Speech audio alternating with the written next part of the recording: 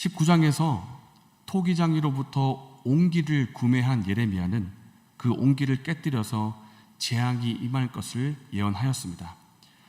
그 당시 예언을 하던 장소는 흰놈의 아들 골짜기라고 불리는 곳으로, 그 위치는 유다 성읍의 바깥에 있었습니다. 성읍 바깥에서 재앙의 메시지를 전한 예레미야는 이제 장소를 옮겨서 예루살렘 성읍 안으로 들어가서 예언을 하였고, 그 메시지를 듣는 대상도 처음에는 지도자를 향해서 예언의 메시지를 전하였다가 점점 범위를 확대하여 백성 전체로 메시지를 전하였습니다. 그러니까 메시지를 전하던 처음 장소는 성읍 밖이었습니다. 그런데 점점 성읍 안으로 들어가고, 그리고 성읍 안에서 성전 안으로까지 들어가서 메시지를 전했고, 메시지를 전하는 대상도 처음에는 지도자에서 그 이후로는 모든 백성으로 그 범위를 넓혀갔던 것입니다. 이제 예레미야는 성전 안으로 들어왔고, 그곳에서 재앙의 메시지를 다시 한번 전했습니다. 15절 말씀입니다. 만군의 여호와 이스라엘의 하나님께서 이와 같이 말씀하시되, 보라, 내가 이 성읍에 대하여 선언한 모든 재앙을 이 성읍과 그 모든 촌락에 내리리니 이는 그들의 목을 곧게 하여 내 말을 듣지 아니함이라 하시니라. 하나님의 재앙이 내릴 것이다. 재앙이 내리는 이유는 백성들이 목을 곧게 하고 있고 말씀을 듣지 않기 때문이다. 이렇게 메시지를 전하고 있는데 듣지 않기 때문에 재앙이 내린다라고 하는 이 메시지를 전하는 이 메시지마저도 싫어해서 예레미야를 핍박한 사람이 있었습니다. 오늘 본문에 20장 1절에 나오는 바스훌이라는 사람입니다. 이 바스훌은 제사장으로 성전 관리를 담당하고 있는 총감독이었습니다. 성전의 관리를 담당했기 때문에 아마 성전에서 재앙이 임할 것이다 라고 메시지를 전하는 예레미야의 메시지가 썩 마음에 들지 않았던 것 같습니다. 그래서 바스훌은 하나님 말씀을 전하고 있는 예레미야를 말씀을 전하지 못하게 하고 예레미야를 때리고 심지어 감금시켜 버립니다. 목에는 나무고랑을 씌운 채로. 여기에서 선지자의 중요한 특징이 한 가지가 나옵니다. 선지자는 하나님 말씀을 받아서 전하는 메신저입니다. 동시에 선지자는 단지 하나님 말씀만 전달을 하는 것이 아니라 그 말씀에 자신의 삶을 드리고 말씀과 삶을 같이 하는 사람, 그 사람이 바로 선지자입니다. 말씀을 강조하기 위해서 그 말씀의 내용을 실제로 행동으로 보여주기도 하고, 재앙을 전할 때에는 그 재앙이 임할 백성을 생각하며 하나님의 마음을 가지고 애통하여 눈물을 흘리기도 하는 사람이 선지자입니다. 그리고 백성이 말씀을 거부할 때는 그 말씀과 함께 같이 거부받는 사람이 선지자입니다. 선지자는 말씀의 삶을 드린 사람이고 말씀과 삶을 같이 한 사람입니다.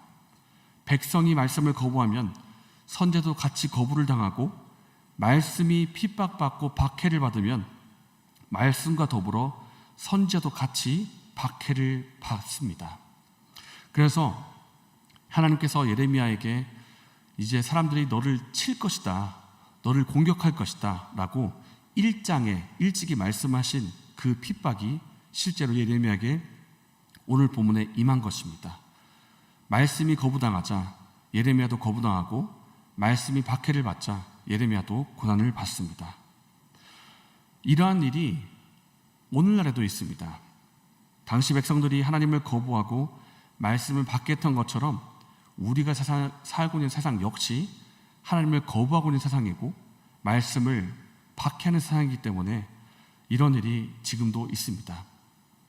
사람들이 하나님을 거부하고 말씀을 박해하면 어떤 일이 일어나냐면, 하나님을 믿고 따르는 우리에게도 역시 대적하는 일이 일어나고 우리도 공격을 받을 수가 있습니다. 하나님과 더불어 우리도 박해를 받는 것입니다. 이러한 고난과 박해, 실제로 우리에게 다가온다면 그 자체로 고통이고 어려움이기 때문에 이것을 좋아하고 기뻐할 사람이 어디 있겠습니까? 누가 이것을 즐거워하겠습니까?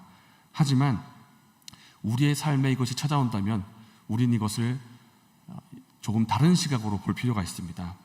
우리는 이것이 내가 예수님을 따르고 있는 제자이기 때문에 일어나는 일이다. 이렇게 예수님 제자의 증거로 삼고 기뻐할 수 있어야 합니다.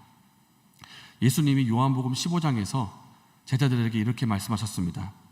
세상이 너희를 미워하면 너희보다 먼저 나를 미워한 줄을 알라. 너희는 세상에 속한 자가 아니요 도리어 내가 너희를 세상에서 택하였기 때문에 세상이 너희를 미워하느니라.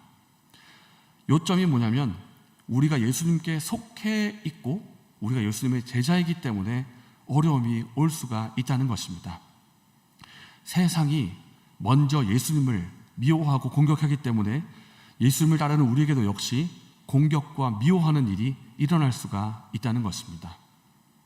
그렇기 때문에 예수님의 이름 때문에 받는 고난이 있다면 이것은 오히려 내가 예수님을 따르고 있는 제자라는 증거가 되는 것입니다. 그리고 예수님은 자신의 이름을 위해서 고난과 박해받는 그 사랑하는 자기 백성을 결코 그냥 두지 않으십니다. 그 고난과 어려움의 현장 속에 함께해 주시고 우리가 그 어려움을 감당할 수 있도록 힘을 주시고 능력을 주십니다.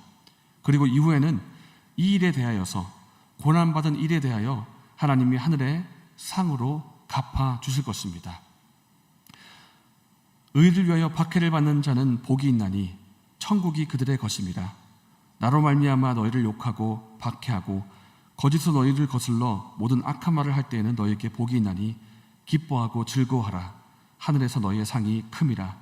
너희 전에 있던 선지자들도 이같이 박해하였느니라. 사랑하는 여러분, 우리의 삶에 고난이 올 수가 있고 박해가 올 수 있습니다. 그럴 때 우리가 어떻게 해석해야 할 것인가 하는 것은 이 고난을 통해서 내가 예수님의 제자이구나 하는 것을 다시 한번 확인하는 것입니다. 그리고 고난을 감당할 힘을 예수님이 주시고 이후에는 상으로 갚아주실 것입니다.